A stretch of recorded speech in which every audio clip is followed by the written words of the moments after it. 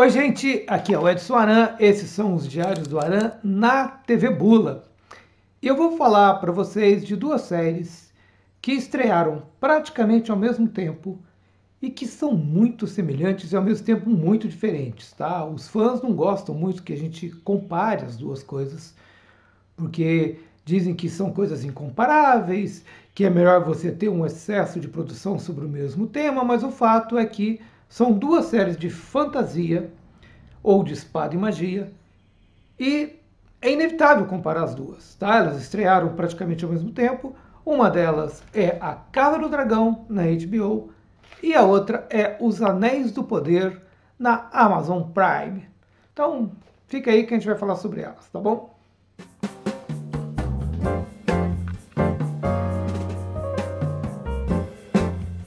Bom, vamos lá, gente. Vamos falar primeiro das semelhanças entre as duas séries. Primeira coisa, são dois prólogos, ou seja, são duas histórias que se passam antes da história que a gente conhece, tá? Então, uma é um prólogo do Senhor dos Anéis, que virou uma trilogia de filmes do Peter Jackson. Outro é um prólogo de Game of Thrones, que virou uma série da HBO, tá? As duas histórias se passam numa espécie de Europa mística, digamos assim, uma Europa medieval mística, tá? Então, as histórias do Tolkien, do Senhor dos Anéis, se passam na Terra-média. Terra-média é o continente europeu na Idade Média, mas habitado por orcs, por elfos, por dragões, enfim, é isso, tá? A obra do Martin se passa em Westeros, que também é uma versão fantasiosa da Europa na Idade Média, que não tem orc nem tem elfo, mas tem dragão, tem morto-vivo e tem um monte de clãs em guerra pelo trono, né, que fica em Kingsland.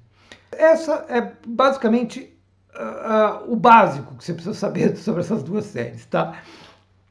O que acontece é que o Tolkien é um escritor inglês da primeira metade do século XX e o Martin é um escritor americano da segunda metade do século XX, o que faz muita diferença. Enquanto o Tolkien faz uma história que é, digamos, mais romântica e mais limpinha, o Martin faz uma história que não é nada romântica e é mais suja, tá?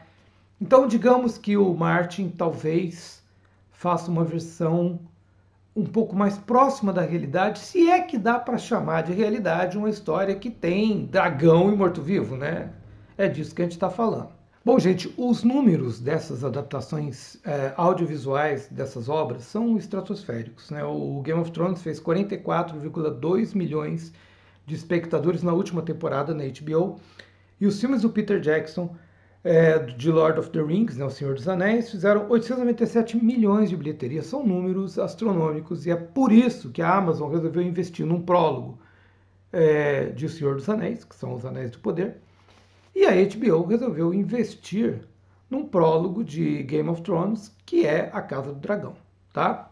No caso da Casa do Dragão, isso é baseado num livro do Martin, que inclusive é produtor da série, tá? Quando ele escrevia as Crônicas do Gelo e do Fogo, que serviram como base para Game of Thrones, ele parou e escreveu histórias do Targaryen, que é a dinastia Targaryen, que está predestinada a governar Westeros, né? Então eles cavalgam dragões e tal, e ele resolveu contar essa história que a gente está vendo agora em A Casa do Dragão, a história dessa dinastia. No caso do Tolkien, não existe um livro, tá? Ele escreveu um livro chamado Silmarillion, que na verdade é uma enciclopédia que ele fez para ele mesmo, como referência para ele mesmo, para as histórias que ele queria contar em Senhor dos Anéis. Então ele fez anotações sobre a história da Terra-média.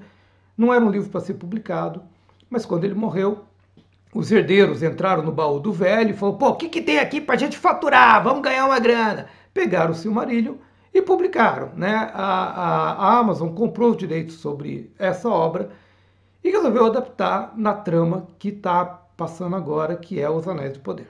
Olha, mas as semelhanças param aí, tá? As duas séries são muito diferentes. A gente não está falando aqui de Beatles e Rolling Stones, tá? A gente está falando, assim, de funk proibidão e música gospel, tá? Sendo que funk proibidão é A Casa do Dragão e música gospel é Os Anéis do Poder. Porque enquanto na série da Amazon tudo é muito limpo, tudo é muito bonitinho, parece parque temático, a série da HBO, as coisas são sujas, são sangrentas, tem sexo, tem intriga, é outra coisa, tá?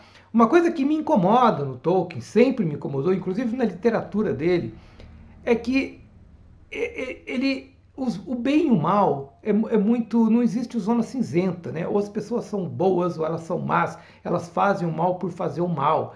Existe uma raça inteira que são os orcs, que são maus. Eles nascem para ser maus.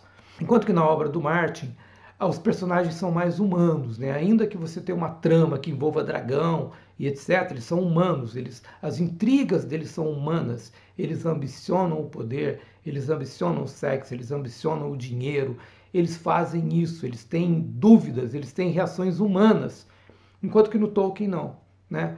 Faz uma comparação, se você ainda não viu as séries, veja, mas, por exemplo, entre a personagem da Galadriel e a personagem que está nos Anéis do Poder e a personagem da Rhaenyra Targaryen que está na Casa do Dragão. Assim como são duas protagonistas femininas, mas completamente diferentes. A Galadriel é quase uma Nossa Senhora, porque ela é pura e tal, e a Rhaenyra é uma personagem que tem muito mais falhas, né? Ela é muito mais humana, ela é muito mais próxima, muito mais identificável.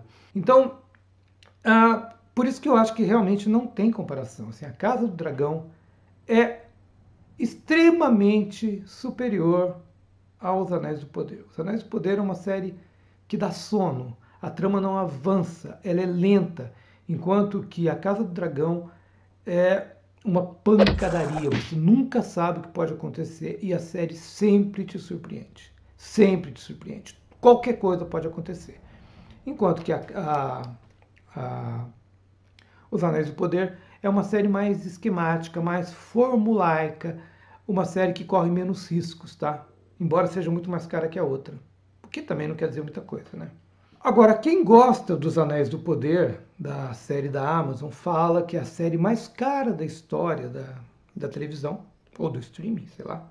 De fato é, né? Ela é caríssima, os efeitos especiais e tal. Mas isso não quer dizer muita coisa, né? Quando a gente começa a avaliar uma obra, não pelo texto, não pelo enredo, mas pelos efeitos especiais que ela tem, é porque você não tem mais o que falar, né? Além disso, eu acho que, assim, por exemplo, eu adoro a cinematografia dos anos 80, por um motivo muito simples.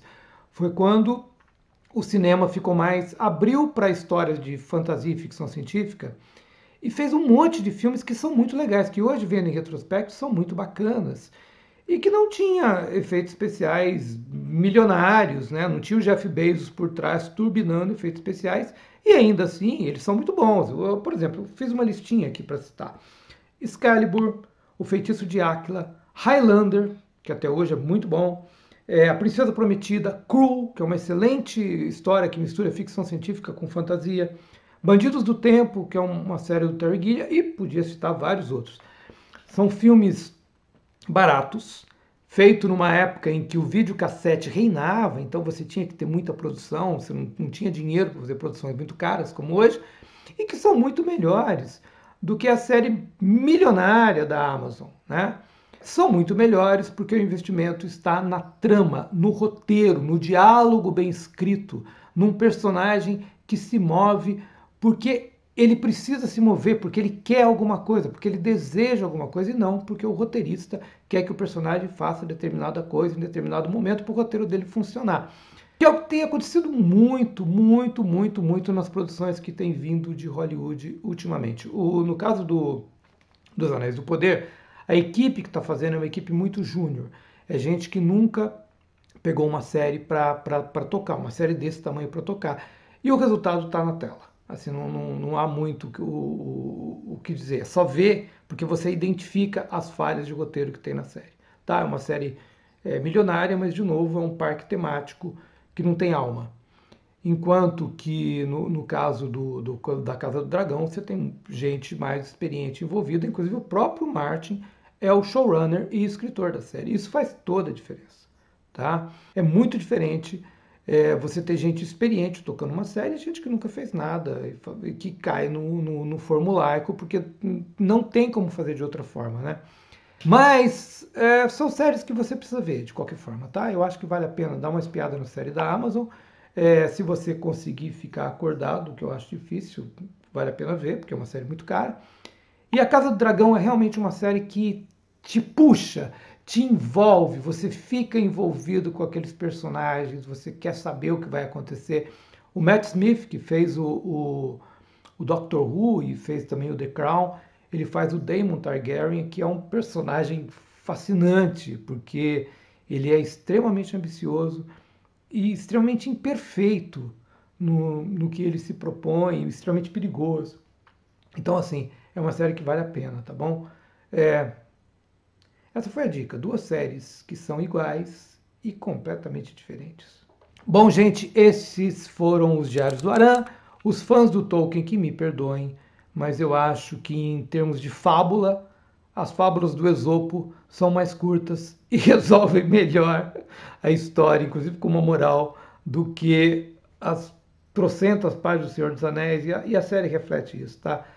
Você tem os problemas dos roteiristas que são muito inexperientes, mas tem um problema ali de base, de origem, tá? Que não está no Martin, que obviamente é um escritor que já passou por isso, que inclusive constrói em cima do Tolkien. É uma resposta ao Tolkien, né? Então por isso funciona mais. Mas enfim, me perdoem, esses foram os Diários do Aran, essa é a TV Bula. Fica o pedido aí para você curtir o canal e compartilha esse vídeo aí, joga lá no grupo do Zap da família lá e tal, irrita um pouco o povo lá. E é isso aí, qualquer hora eu volto. Tchau!